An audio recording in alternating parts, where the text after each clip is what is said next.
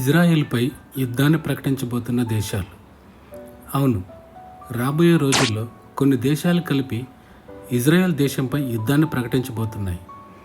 ఏ ఏ దేశాలు కలిపి యుద్ధాన్ని ప్రకటించబోతున్నాయి అనేది ఇక్కడున్న మ్యాప్లో కనుక మనం చూస్తే Libya, Sudan, Uzbekistan, Afghanistan, Kazakhstan, Azerbaijan, Turkey, Russia మొదలగు దేశాలన్నీ కలిపి మూకుమ్మడిగా ఇజ్రాయెల్పై యుద్ధాన్ని ప్రకటించబోతున్నాయి.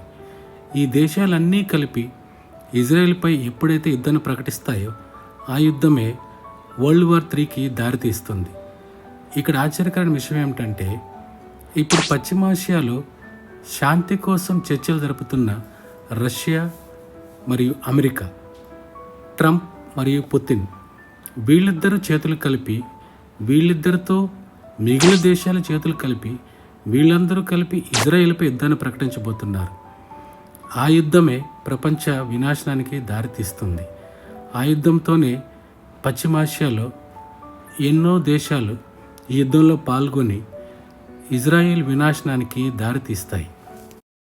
ఇజ్రాయెల్పై యుద్ధాన్ని ప్రకటించబోతున్న దేశాలు. అవును, రాబోయే రోజుల్లో కొన్ని దేశాలు కలిపి ఇజ్రాయెల్ దేశంపై యుద్ధాన్ని ప్రకటించబోతున్నాయి. ఏ ఏ దేశాలు కలిపి యుద్ధాన్ని ప్రకటించబోతున్నాయి అనేది ఇక్కడున్న మ్యాప్లో కనుక మనం చూస్తే Libya, Sudan, Uzbekistan, Afghanistan, Kazakhstan, Azerbaijan, Turkey, Russia మొదలగు దేశాలన్నీ కలిపి మూకుమ్మడిగా ఇజ్రాయెల్పై యుద్ధాన్ని ప్రకటించబోతున్నాయి. ఈ దేశాలన్నీ కలిపి ఇజ్రాయెల్పై ఎప్పుడైతే యుద్ధాన్ని ప్రకటిస్తాయో ఆ యుద్ధమే వరల్డ్ వార్ 3కి దారితీస్తుంది. ఇక్కడ ఆశ్చర్యకరమైన విషయం ఏమిటంటే, ఇప్పుడు పశ్చిమాసియాలో శాంతి కోసం చర్చలు జరుపుతున్న రష్యా మరియు అమెరికా, ట్రంప్ మరియు పుతిన్ వీళ్ళిద్దరూ చేతులు కలిపి, వీళ్ళిద్దరితో మిగిలిన దేశాల చేతులు కలిపి, వీళ్ళందరూ కలిపి ఇజ్రాయెల్పై యుద్ధాన్ని ప్రకటించబోతున్నారు. ఆ యుద్ధమే ప్రపంచ వినాశనానికి దారితీస్తుంది.